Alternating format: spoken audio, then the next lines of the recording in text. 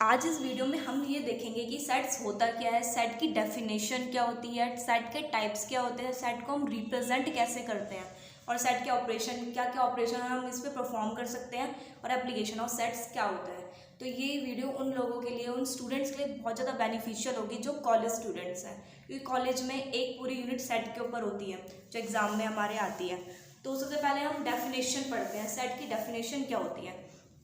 Any well defined collection of objects. इसका मतलब क्या है? Any well defined collection of object. वैसे भी जैसे हम पढ़ते हैं या फिर हमने देखा है, सेट होता क्या है? किसी भी चीज़ का कलेक्शन, उसको हम सेट्स बोलते हैं। जैसे कि अगर हम बोलते हैं कलेक्शन ऑफ वीकडेज, तो ये क्या होंगे हमारे पास? संडे, मंडे, ये सब क्या है हमारे पास? ये पूरा बन जाएगा हमारा सेट। ऐसे ही कलेक्शन ऑफ इवन नंबर, तो कलेक्शन ऑफ इवन नंबर 2, 4, 6, 8 ये होते हैं हमारे पास इवन नंबर। तो ये सब क्या बन गया हमारा? सेट। तो ये सेट के एग्जाम्पल हो गए। तो सेट मतलब क्या होता है कि जो भी चीज़ हम कलेक्ट कर सकते हैं उनको हम क्या बोलते हैं? सेट। तो इसकी डेफिनेशन क्या होगी? Any well defined collection of object, collection जिसको हम कलेक्ट कर सकते हैं which are different from each other, वो एक दूसरे से डिफरेंट होने चाहिए। इसका मतलब क्या है? जैसे 2, 4, 6, 8, तो हम ऐसे नहीं लिखेंगे सेट में 2, 2, 4, तो ये सेम हो गए। इसका मतलब ये क्या होने चाहिए हमारे? डिफरेंट। इसलिए इसमें डेफिनेशन में है which are different from each other. तो सेट की डेफिनेशन समझ में आई आपको कि क्या होता है? किसी भी चीज़ को कलेक्ट करना, उसका कलेक्शन होता है जो, उसको हम सेट बोलते हैं। अब इसके बाद पढ़ते हैं हम टाइप ऑफ सेट। सेट के टाइप क्या होते हैं? तो सेट के हमारे इधर 9 टाइप्स है। सबसे पहला टाइप है हमारे पास फाइनाइट सेट। फाइनाइट सेट क्या होता है? ऐसे जैसे नाम से पता चल रहा है, फाइनाइट, जिसको हम काउंट कर सके। इसका मतलब जैसे जो काउंटेबल हो, काउंटेबल कोई भी चीज़ है। जैसे ही हमारे पास हो जाएगा collection of even number less than 10, तो इसको हम काउंट कर सकते हैं। कैसे? इवन नंबर, ऐसे इवन नंबर जो 10 से छोटे हैं, तो क्या क्या होगा वो हमारा? 2, 4, 6 और 8। तो ये क्या हो गया हमारे पास? इसको हम काउंट कर सकते हैं। कितने एलिमेंट है इसके अंदर? 1, 2, 3, 4, तो हमने काउंट कर लिए। तो इसको क्या बोलते हैं? Finite set. जिसको हम काउंट कर सकते हैं उसको फाइनाइट सेट बोलते हैं। ऐसे ही इनफाइनाइट सेट। इनफाइनाइट सेट क्या होता है? जिसको हम काउंट ना कर सके, जो काउंटेबल ना हो। जैसे कि अब ये हो जाए हमारे पास collection of even number, collection of even number. अब इवन नंबर तो बहुत सारे होते हैं हमारे पास, 2, 4, 6, 8। अब आगे बहुत सारे नंबर है, हम उनको काउंट नहीं कर सकते, तो ये हम क्या डाल देते हैं? Dash dash. तो ये क्या हो जाता है हमारा? Infinite set. सुन में आया? फाइनाइट सेट और इनफाइनाइट सेट क्या होता है हमारा। ऐसे ही अब थर्ड देखते हैं हम, नल सेट। नल, नल का मतलब क्या होता है? वॉइड, मतलब खाली, कुछ भी चीज़। नल को हम वॉइड भी बोल सकते हैं, एम्प्टी भी बोल सकते हैं। क्या क्या बोल सकते हैं? नल को हम वॉइड और एम्प्टी। इसका मतलब क्या है? एम्प्टी मतलब खाली, कुछ भी चीज़ जो हमारे पास सेट खाली हो। जैसे हमें कोई नंबर बताना है, अगर जैसे हमारे पास ये नंबर लाइन है, इधर लिखा है हमारा 1 और ये हमारा 5 है। ऐसा कोई नंबर हो सकता है जो 1 से छोटा हो और 5 से बड़ा? ऐसा कोई नंबर होगा 1 से छोटा 5 से बड़ा? नहीं हो सकता। तो ये क्या हो जाएगा हमारा? नल सेट, नल वॉइड सेट। इसको रिप्रेजेंट कैसे करते हैं हम? 5 से, इसको बोलते हैं 5। ओके, तो ये हमारे पास क्या बन जाएगा हमारा? नल और वॉइड सेट। एंड थर्ड हमारा फोर्थ आता है सिंगलेटन सेट। सिंगलेटन सेट, इसके नाम से पता चल रहा है सिंगल, जिसमें एक नंबर आता है, एक डिजिट आती है, एक वैल्यू आती है, उसको बोलते हैं हम सिंगलेटन सेट। जैसे कि अगर हमारे पास बस ये आ गया 2, तो ये क्या बन गया हमारा? Singleton set. ओके, तो हमारे 4 तो हो गए हमारे पास, 4 टाइप्स। अब फिफ्थ देखते हैं। फिफ्थ में क्या है हमारा? Equal set. Equal set. अब इक्वल में क्या है हमारा? अब किसी भी चीज़ की इक्वालिटी देखने के लिए हमें 2 सेट की जरूरत पड़ेगी, 2 चीज़ों की जरूरत पड़ेगी।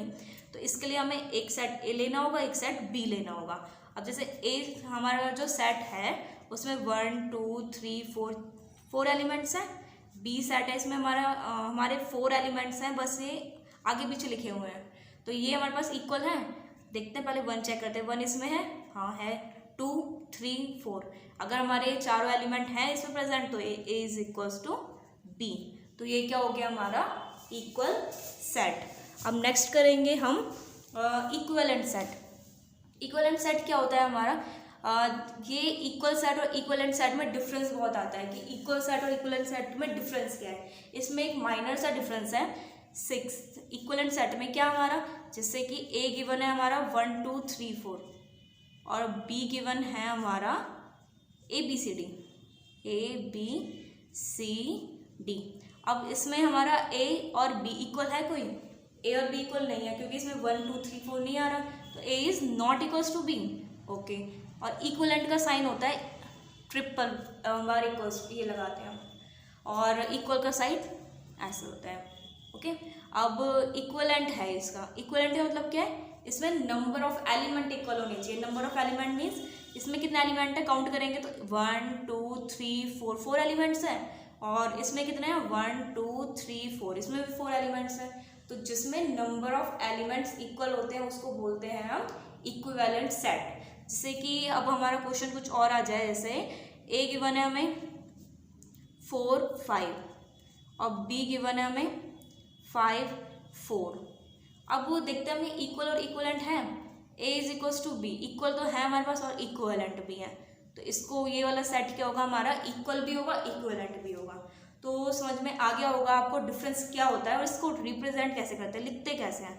Number of element in A is equals to number of element in B, इसको बोलते हैं number of element in A is equals to number of element in B. तो आपको समझ में आया 6 टाइप इसके। पहला क्या था, फाइनाइट सेट। फाइनाइट सेट क्या होता है, जिसको हम काउंट कर सके, तो ऐसे नंबर जिनको हम काउंट कर सके जिसका सेट बनता है तो उसको फाइनाइट सेट बोलते हैं। इन्फिनिट सेट, जिसको हम काउंट ना कर सके, जो इन्फिनिटी तक जाता है उसको इन्फिनिट सेट कहते हैं। नल सेट, जिसकी वैल्यू 0, जिसको हम 5 से रिप्रेजेंट करते हैं, इसको नल भी बोलते हैं, वॉइड भी बोलते हैं और एम्प्टी भी बोलते हैं। इसको 5 से रिप्रेजेंट करते हैं, तो इसमें क्या एग्जांपल लिया था हमने, ऐसा नंबर जो 1 से छोटा हो और 5 से बड़ा। तो ऐसा कोई भी नंबर नहीं हो सकता, ऐसे नंबर हो सकते हैं जो 1 से बड़े और 5 से छोटे। क्या नंबर हो जाएंगे, 2 3 4, ऐसा नंबर तो होते हैं, पर 1 से छोटा और 5 से बड़ा ऐसा कोई नंबर नहीं होता, तो इसलिए हमारा क्या हो जाएगा, ये नल सेट। एंड 4 देखते हैं हम, सिंगलेटन सेट। सिंगलेटन क्या होगा हमारा, जिससे नाम से पता चल रहा है सिंगल, जिसमें एक नंबर होगा, एक हमारा आंसर आएगा, उसको बोलते हैं singleton set. Next equal set. Equal के लिए हमें 2 सेट होने चाहिए हमारे पास, हमने 2 सेट ले लिए, तो उसमें दोनों की जो वैल्यूज है वो इक्वल होनी चाहिए, जैसे 1 2 3 4 इसमें आने चाहिए, तो वो क्या हो जाएगा हमारा इक्वल सेट। नेक्स्ट है हमारा इक्विवेलेंट सेट। इक्विवेलेंट सेट क्या होगा, उसमें नंबर ऑफ एलिमेंट्स इक्वल होने चाहिए, इसमें हमारे पास वैल्यूज इक्वल होनी चाहिए थी, इसमें नंबर ऑफ एलिमेंट्स इक्वल होने चाहिए। ओके, तो ये हो जाएगा हमारा इक्विवेलेंट सेट। अब करते हैं हम 7th क्या है, सबसेट। सबसेट मतलब क्या होता है, किसी भी चीज़ का पार्ट। जैसे कि अगर हमारा ये पेन है, अगर इसमें से हमने पेन की कैप निकाल दी तो कैप क्या हो जाएगा उसका सबसेट। हमारी बुक में से हमने एक पेज निकाल दिया तो वो पेज क्या हो जाएगा, बुक का सबसेट।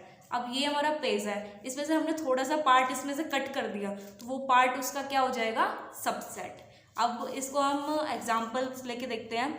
अगर हमें ए गिवन है 1 2 3 4, बी गिवन है हमें 3 4 और सी गिवन है हमें 5, तो बी ए का सबसेट होगा। बी मतलब ये हम बी को निकाल सकते हैं, इनमें से निकाल सकते हैं, ये इसका पार्ट होना चाहिए, मतलब इसका पार्ट होना चाहिए, उसी को हम सबसेट बोलते हैं। तो B is the subset of A. Subset को हम डिनोट करते हैं इस वाले सिंबल से। ओके, तो बी इसका सबसेट है, ठीक है, B is the subset of A. अब सी को देखते हैं, सी की वैल्यू 5 इसमें आ रहा है, 5 को निकाल सकते हैं ए में से, नहीं निकाल सकते, तो C is not the subset of A. Okay, तो ये हमारा आया सबसेट क्या होता है। तो सबसेट के लिए और हमेशा क्या होती है, जो आगे वाली वैल्यू होती है वो होती है स्मॉल, पीछे वाली वैल्यू होती है हमारी बिग, क्योंकि इसमें से हम निकालते हैं। जैसे इधर निकाला था, ए हमारा बड़ा था 1 2 3 4 और बी हमारा छोटा, इसका सबसेट था। ओके, तो ये हो गया हमारा सबसेट। अब पावर सेट और यूनिवर्सल सेट हम जब देखेंगे, जब हम वेन डायग्राम करेंगे। अभी तक आपको इतने पार्ट्स टाइप समझ में आ गए। तो ये क्या था हमारा, इसमें 6th वाले में number of element of A should be equals to number of element in B, तभी हमारे पास क्या होगा, ये इक्विवेलेंट सेट। और अब करते हैं हम नेक्स्ट इसकी रिप्रेजेंटेशन ऑफ सेट में क्या आएगा हमारे पास, किसी भी चीज़ को कैसे रिप्रेजेंट करते हैं वो होती है हमारी उसकी रिप्रेजेंटेशन।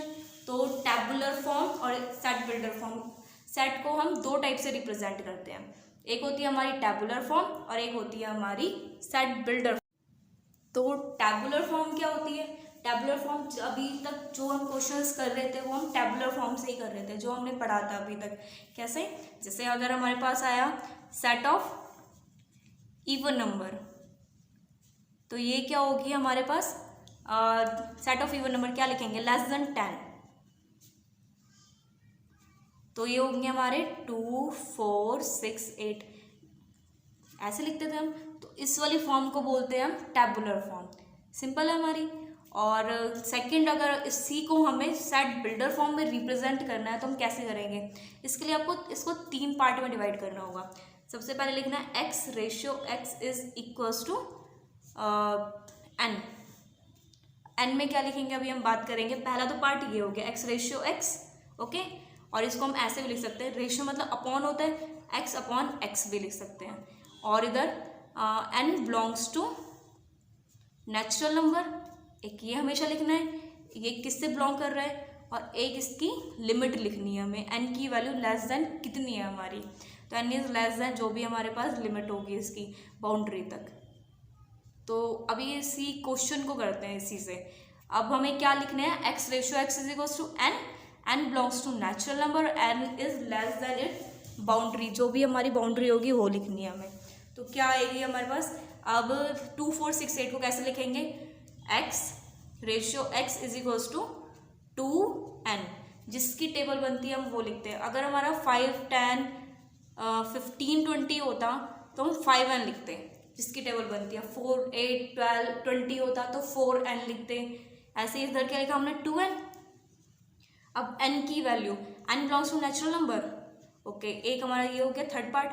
नेक्स्ट यहाँ पर लिख दिया हमने, ये लिख दिया boundary, n is less then, n की वैल्यू किससे छोटी है, अगर हमने n की वैल्यू 1 पुट की तो कितना आएगा 2 आएगी हमारे पास, और अगर हमने n की वैल्यू 2 पुट की तो क्या आएगा 4, और n की वैल्यू अगर हमने 3 पुट की तो हमारा क्या आएगा 6, और 4 पुट की तो हमारा 8। तो 2 4 6 8, इससे ज़्यादा तो वैल्यू नहीं होगी हमारी। तो n की वैल्यू कितनी हो जाएगी हमारी, ये n है हमारी 1 2 3 4, लास्ट तक क्या है 4, तो n इज लेस देन और इक्वल्स टू 4, क्योंकि n की वैल्यू 4 भी तो पुट कर रहे हैं हम, इसलिए इक्वल्स टू भी आएगा। तो ये हो गई हमारी सेट बिल्डर फॉर्म। तो इसको दो तरीके से रिप्रेजेंट करते हैं। सेट बिल्डर फॉर्म तो जब हमसे पूछी जाती है तभी हम उसको रिप्रेजेंट करके दिखाते हैं, तो मेनली हम टैबुलर फॉर्म से ही क्वेश्चन को सॉल्व करते हैं। आगे जो ऑपरेशंस आएंगे वो भी हमें टैबुलर फॉर्म से ही सॉल्व करने हैं क्वेश्चंस।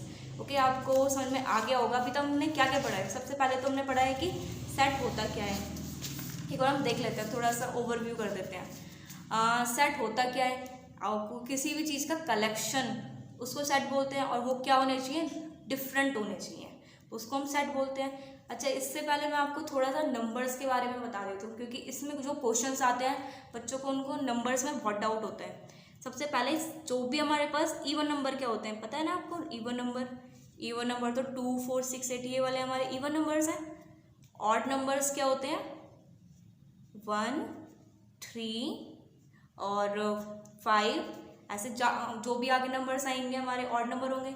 इवन नंबर जो 2 की टेबल से डिवाइड हो जाए, ऑड नंबर जो 2 की टेबल से डिवाइड ना हो, प्राइम नंबर जो बस अपनी टेबल में आते हैं। और स्मॉलेस्ट प्राइम नंबर कहाँ से स्टार्ट होता है, 2 से।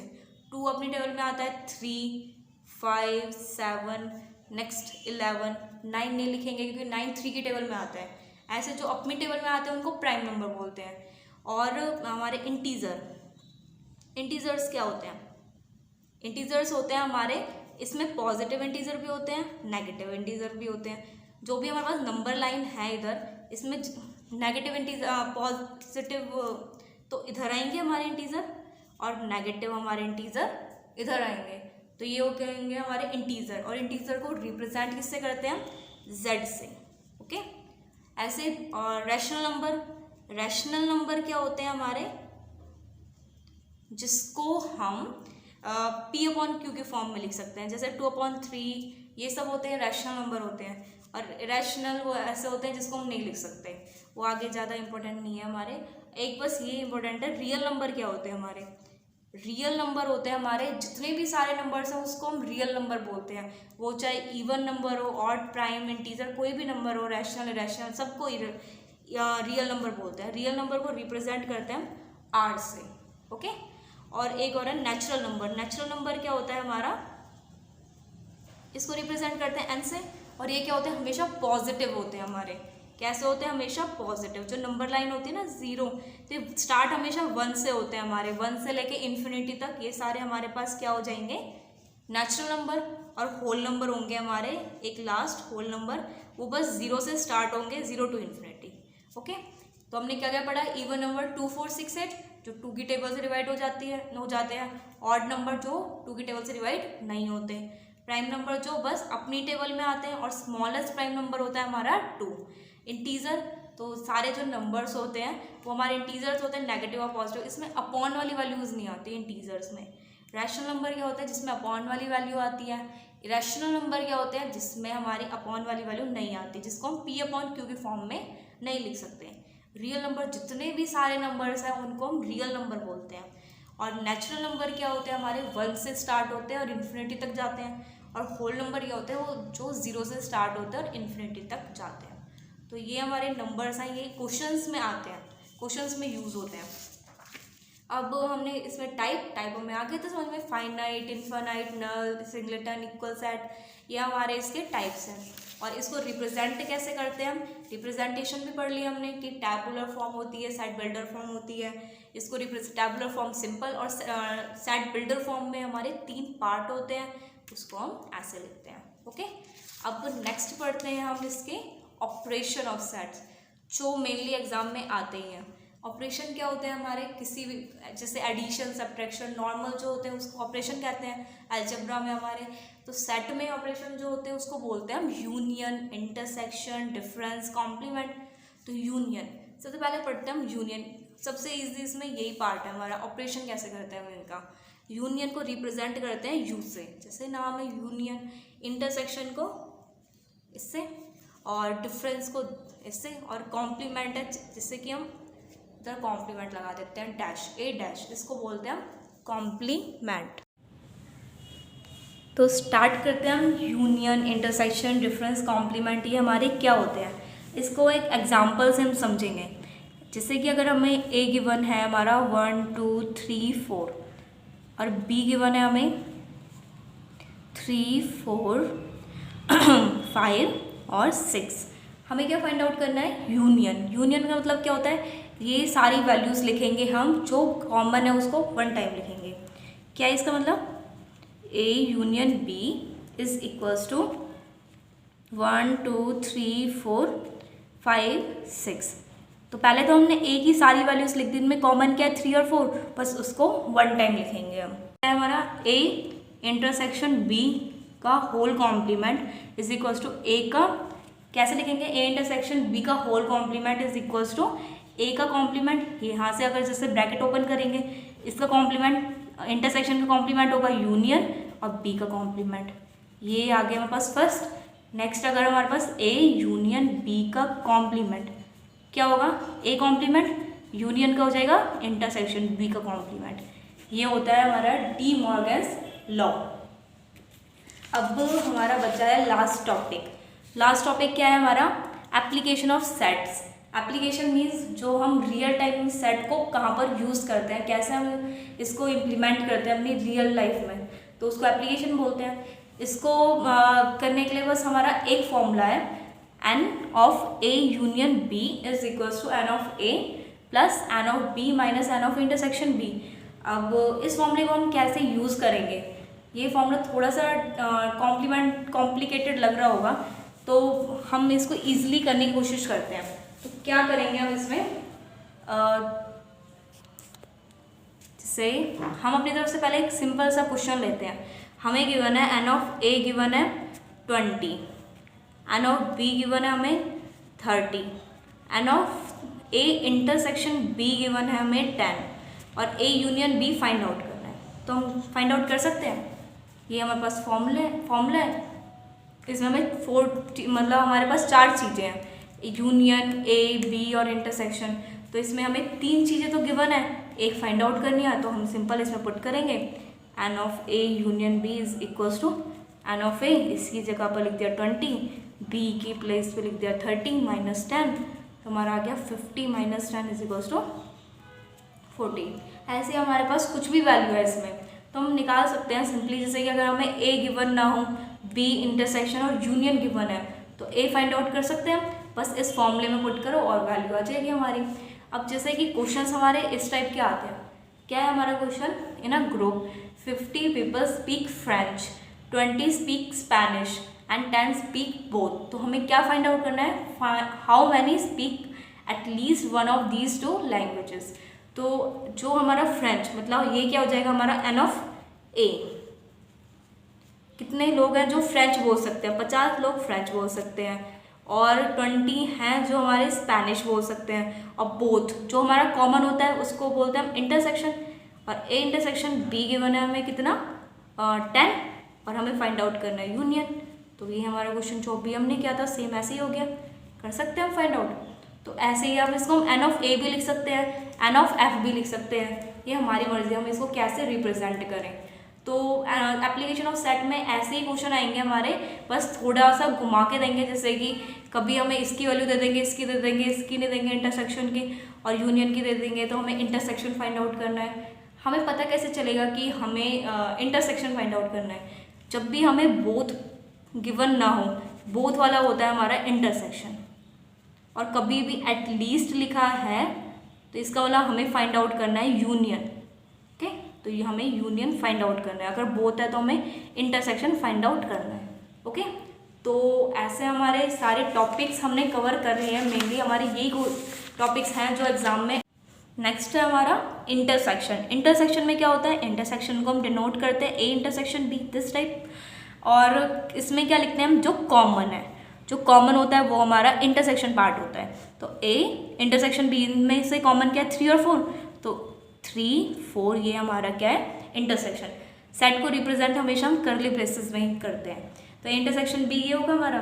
तो ए यूनियन बी क्या होता है हमारा, जो भी वैल्यूज़ होती हैं ए की और बी की सारी वैल्यूज़ को लिखेंगे हम, बस जो कॉमन है उसको वन टाइम लिखेंगे।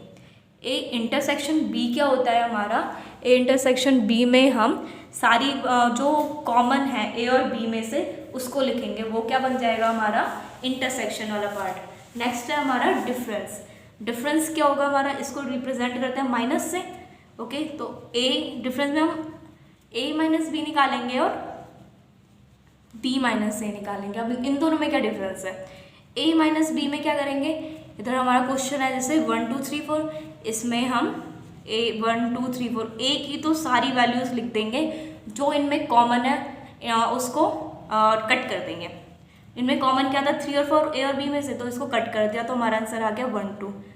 एक क्वेश्चन इसको देखते हैं बी माइनस ए, इसमें क्या करेंगे, बी आ गया तो बी की सारी वैल्यूज़ लिखेंगे हम 3 4 5 6, कट क्या कर देंगे, जो ए और बी में से कॉमन आ रहा था क्या था 3 4, तो इसको कट कर दिया तो हमारा क्या बचा 5 6। आया क्वेश्चन यहाँ तक समझ में, तो ये था हमारा डिफरेंस। तो यूनियन आ गया, यूनियन में सारी वैल्यूज़ लिखी थी हमने, इंटरसेक्शन में जो कॉमन थी दोनों में वो लिख दी हमने। ए माइनस बी में क्या किया हमने, ए अगर हमारा ए आ गया तो ए की पहले तो सारी वैल्यूज़ लिख दो, और माइनस करना है बी, बी वाला पार्ट क्या है जो कॉमन है इनमें, तो बी माइनस कर दिया 3 4, तो हमारा क्या बचा आंसर 1 2। और ऐसे ही बी माइनस ए में क्या करना है, बी की सारी वैल्यूज़ लिखनी है, और कट क्या करना है हमें, जो कॉमन है इसमें, कॉमन क्या है हमारा ए की जो वैल्यूज़ थी क्या थी कॉमन है इसमें 3 और 4, तो हमने कट कर दी तो हमारा आंसर आ गया 5 और 6। ऐसे ही पढ़ते हैं हम कॉम्प्लीमेंट। कॉम्प्लीमेंट क्या होता है, कॉम्प्लीमेंट के लिए होता है हमें चाहिए यूनिवर्सल सेट। यूनिवर्सल सेट क्या होता है, जैसे हमारे रियल नंबर होते थे उसमें सारी वैल्यूज़ जो भी होती है वो हमारे पास रियल नंबर बोलते हैं। ऐसे यूनिवर्सल सेट में जितने भी नंबर्स हैं ओवरऑल जो हमारे सेट में आ रहे हैं उनको यूनिवर्सल सेट कहते हैं। जैसे कि अगर हमारे 1 से लेके नंबर आ रहे हैं 1 2 3 टिल 20 तक नंबर आ रहे हैं हमारे, और ए गिवन है जैसे हमें 1 2 3, बी गिवन है हमें 3 4 5, सी गिवन है हमें 4 5 6 7। अगर ऐसा कुछ नंबर आए कि इन दोनों में कुछ भी कॉमन ना हो, तो उसको बोलते हैं हम डिसजॉइंट सेट। कभी कभी ऐसा भी हो जाएगा जैसे कि ए आ जाए हमारा 1 2 और बी आ जाए हमारा 3 4, तो इन दोनों में से कुछ भी कॉमन नहीं है, तो ए इंटरसेक्शन बी जब इसका हम निकालेंगे तो वो उसको लिखेंगे हम 5, क्योंकि कुछ भी कॉमन नहीं हो। इस वाले सेट को बोलते हैं हम डिसजॉइंट सेट। और यूनियन आएगा इसका नॉर्मल जो हमारा होता है 1 2 3 4। और अगर हमें इसका क्या निकालना है ए माइनस बी, तो ए माइनस बी क्या होगा, ए की सारी वैल्यू लिख देंगे हम इसमें, और इसमें बी की वैल्यू कट करेंगे, पर इसमें बी की तो कुछ वैल्यू है ही नहीं, तो इसको हम एज इट इज लिख देंगे, क्योंकि बी की वैल्यू के लिए हमारे कुछ कॉमन पार्ट कट करते हैं, इनमें कुछ कॉमन तो है ही नहीं हमारा। ऐसे ही बी माइनस ए, बी की सारी वैल्यू लिखेंगे क्योंकि बी आ गया हमारा, तो 3 4 लिख दिया हमने, पर हम इसमें से कुछ कट नहीं कर सकते क्योंकि जो कॉमन होता है वो कट करते हैं हम। इनडायरेक्टली हम ए इंटरसेक्शन बी को कट करते हैं, इसमें है नहीं तो हम कट नहीं कर सकते। अब नेक्स्ट है हमारा, क्या कर रहे थे हम, हाँ इस वाले क्वेश्चन को सॉल्व करते हैं। इसमें हम कॉम्प्लीमेंट कर रहे थे हम, हमें एक कॉम्प्लीमेंट निकालना है। कॉम्प्लीमेंट का मतलब क्या हो जाएगा हमारा, ए है हमारा 1 2 3, 1 2 3 को छोड़ के यूनिवर्सल सेट में जो भी वैल्यूज बची वो हमारी ए कॉम्प्लीमेंट होगी। क्या मतलब है इसका, 1 2 3 को छोड़ के क्या हो जाए 4 5 6 7 टिल 20, तो ये क्या आ गया हमारा ए कॉम्प्लीमेंट। ऐसे ही बी का कॉम्प्लीमेंट, बी डैश भी बोल सकते हैं इसको, तो 3 4 5, इस वाले यूनिवर्सल सेट में 3 4 5 को छोड़ के जो नंबर्स बचे वो क्या हो जाएंगे हमारा बी का कॉम्प्लीमेंट। तो 3 4 5 को छोड़ के सबसे पहले तो 1 2 आगे रहेगा हमारा, अब 3 4 5 को छोड़ के क्या बचेगा 6 7 8 टिल 20, तो ये क्या आ जाएगा हमारा बी का कॉम्प्लीमेंट, मतलब बी डैश। ऐसे ही सी डैश क्या होगा हमारा, 4 5 6 7 को छोड़कर यूनिवर्सल सेट में जो भी टर्म्स बची उसको कहते हैं हम सी डैश। तो क्या आएगा हमारा 1 2 3 लिखेंगे हम आगे, 1 2 3 4 5 6 7 नहीं लिख सकते, आगे क्या आ जाएगा हमारा 8 9 टिल 20 तक, तो ये क्या आ गया हमारे पास यूनिवर्सल कॉम्प्लीमेंट। तो आया आपको समझ में क्या क्या होता है यूनियन, क्या होता है हमारा यूनियन में हम सारी वैल्यूज़ को मर्ज करके एक साथ लिख देते हैं, बस जो कॉमन पार्ट है उसको वन टाइम लिखेंगे। इंटरसेक्शन क्या होता है हमारा, जो भी इसमें कॉमन पार्ट आता है उसको हम इंटरसेक्शन कहते हैं। जैसे दो साइड का हमें इंटरसेक्शन फाइंड आउट करना है तो उनमें कॉमन क्या है उसको हम बोलेंगे इंटरसेक्शन। नेक्स्ट हमारा डिफरेंस। डिफरेंस क्या होता है हमारा, डिफरेंस का साइन माइनस होता है हमारा, और ए की, जैसे ए का डिफरेंस निकालना है तो ए की सारी वैल्यूज लिखेंगे हम, पर इसमें से इंटरसेक्शन पार्ट कट कर देंगे। ऐसे बी माइनस से बी की सारी वैल्यूज लिखेंगे, उसका इंटरसेक्शन पार्ट कट कर देंगे। कॉम्प्लीमेंट के लिए हमें चाहिए यूनिवर्सल सेट, हमेशा गिवन होता है अगर हमें कॉम्प्लीमेंट फाइंड आउट करना है तो यूनिवर्सल सेट 1 2 3 4 गिवन है हमें, 1 2 3 टिल 20 तक, और ए गिवन है बी और सी, तो इसमें ए डैश कैसे निकालेंगे, मतलब ए का कॉम्प्लीमेंट, ए की सारी वैल्यूज आ जाएंगी, बस हमें क्या ए की जो भी सारी वैल्यूज जो है हमारे पास 1 2 3 इसको कट करके यूनिवर्सल सेट में जो भी वैल्यूज है वो लिखनी है, वो क्या हो जाएगी हमारी ए डैश। ऐसे ही हमारा बी डैश सी डैश सारी वैल्यूज हम फाइंड आउट कर सकते हैं। ये हो गए हमारे ऑपरेशन ऑफ सेट्स। नेक्स्ट हम करेंगे वेन डायग्राम। वेन डायग्राम क्या होता है, क्योंकि एप्लीकेशन करना है हमें। नेक्स्ट एप्लीकेशन के लिए क्या क्या कर लिया हमने, सेट की डेफिनेशन कर ली कि सेट होता क्या है, टाइप ऑफ सेट पढ़ लिए हमने, ये 2 मार्क्स में बहुत क्वेश्चन आते हैं, मेनली एमडीयू में। रिप्रेजेंटेशन ऑफ सेट क्या होता है हमारा, टैबुलर फॉर्म और सेट बिल्डर फॉर्म हमने पढ़ी थी। ऑपरेशन ऑफ सेट पढ़ लिया हमने, यूनियन, इंटरसेक्शन, कॉम्प्लीमेंट, और हमारा डिफरेंस था वो क्या थे, ऑपरेशन ऑफ सेट। अब हमारा लास्ट टॉपिक बचा है एप्लीकेशन ऑफ सेट। नेक्स्ट है हमारा क्या, वेन डायग्राम।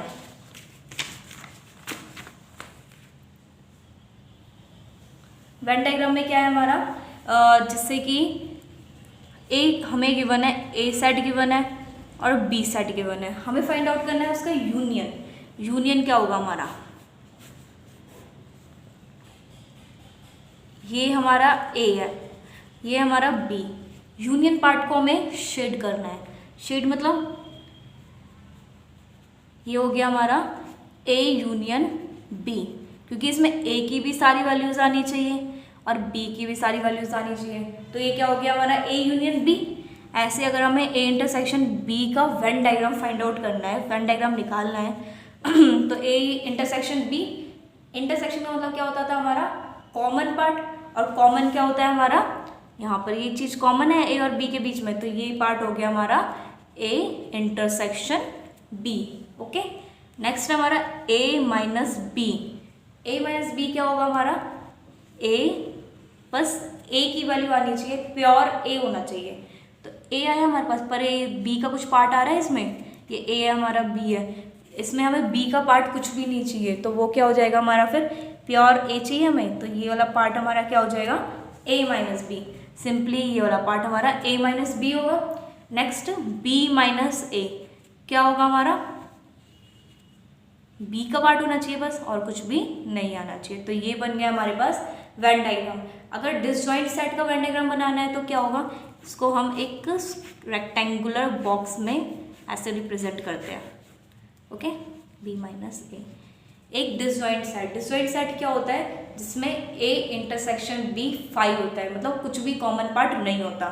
तो ए और बी ये अलग अलग हो गए, तो इसका मतलब ये क्या है हमारा डिसजॉइंट सेट। इसमें ए इंटरसेक्शन बी हमारा क्या था 5, तो इसलिए हमारे पास क्या है ये डिसजॉइंट सेट। अब नेक्स्ट हम डी मॉर्गन्स थ्योरम हम इसी में देख लेते हैं, क्योंकि हमें अगर आपको किसी भी क्वेश्चन या किसी भी स्टेप और डेफिनेशन किसी भी चीज़ में कोई भी डाउट है तो आप मुझे कमेंट बॉक्स में बता सकते हैं। मैं एक और वीडियो बना दूंगी जिसमें आपके जो भी डाउट होंगे सारे सॉल्व कर दूंगी। Okay, thanks for watching.